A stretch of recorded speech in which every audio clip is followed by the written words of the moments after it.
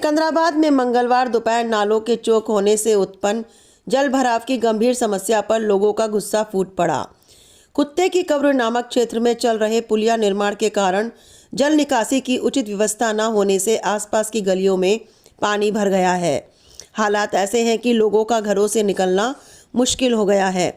School जाने वाले बच्चों और बुजुर्गों को भारी परेशानी का सामना करना पड़ रहा है। स्थानीय लोगों का कहना है कि पिछले 15 से 20 दिनों से गलियों में पानी भरा है, जिससे पीने के पानी में भी दुर्गंध आने लगी है। जल भराव के चलते मच्छर और मक्खियों का प्रकोप बढ़ गया है और संक्रामक बीमारियों का खतरा बना हुआ है। सूचना मिलते ही नगर पालिका अध्यक्ष मौके पर पहुंचे और निरीक्षण किया। उन्होंने नालियों में गोबर बहाने वाले पशुपालकों और अतिक्रमणकारियों के खिलाफ सख्त कार्रवाई के निर्देश दिए। वहीं लोगों ने चेतावनी दी है कि यदि जल समाधान नहीं हुआ तो वे धरना प्रदर्शन करेंगे। पूरा प्रशासन है, 4 इंजन की सरकार है और ये इतने बेयापन से ये कह रहे हैं और हमारी कोई सुनता नहीं है। ये कोई क्या कहना है? मतलब हमारा कहना है ये इन पर सारी पावर है। हाँ। ये करवाना नहीं चाहते। यहाँ भाषण देकर अपने घर अपनी डॉक्टरी करेंगे। इन्हें को नेपाल का कर्मचारी आए हुए हैं, क्या मामला है पूरा बताएंगे?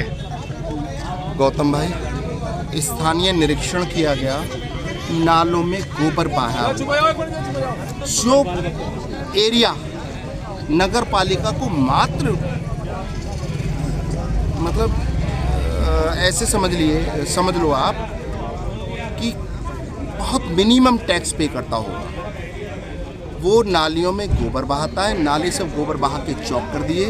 उसके बाद में जब हम नाले से थोड़ा आगे निकलते हैं, जब मेन रोड पर आते हैं, तो नाले की पटरी पर हमें रोड़ी बदरपुर मिलता है।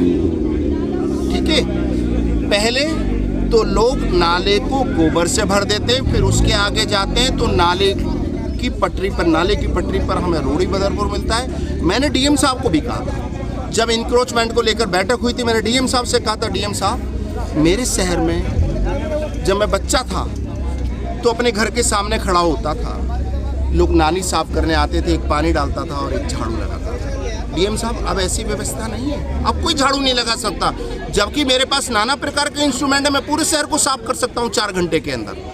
लेकिन लोगों ने चबूतरे बड़ा के मेरी नालियों को ख़त्म कर दिया। उसके बाद में हम जब सड़क पर निकलते हैं तो सड़कें बहुत कम, हमारे सौभाग्य से कोई सड़क चौड़ी है, पर जो सड़क चौड़ी है उस पर 10-10 फीट लोगों ने रैंप बनाए हैं। रैंप बनाकर मेरी 40 फीट की सड़क को 20 फीट कर दिया है। कि मेरे नाले जो निकलते हैं मेन रोड पे, तो वहाँ रोड़ी बदरपुर डाल के मेरे नालों को इंक्रोच कर दिया है। फिर उसके बाद में और आगे निकलता हूँ तो डीएम साहब मैं देखता हूँ कि जो मेरे नाले हैं, नाले की दीवारों पे दीवार खड़ी कर दे। मेरे पास में पुलिस प्रशासन नहीं होता। मैं आज पब्लिक डोमेन में कह रहा हूँ, मैं चेयरमैन हूँ, मेरे पास में पुलिस प्रशासन नहीं है। अगर मुझे पुलिस प्रशासन की व्यवस्था कर दी जाए, मैं आज भी चैलेंज करता हूं, डीएम साहब को सम्मुख रखकर कहता हूं, एसडीएम को सम्मुख रखकर कहता हूं, पुलिस या क्षेत्र अधिकारी को सम्मुख रखते कह रहा हूं, अगर मुझे पुलिस प्रशासन की व्यवस्था कर दी जाए तो मैं आपको वायदा दिलाता हूं कि सिकंदराबाद में तो अगले 70 साल तक इंक्रोचमेंट होगा नहीं।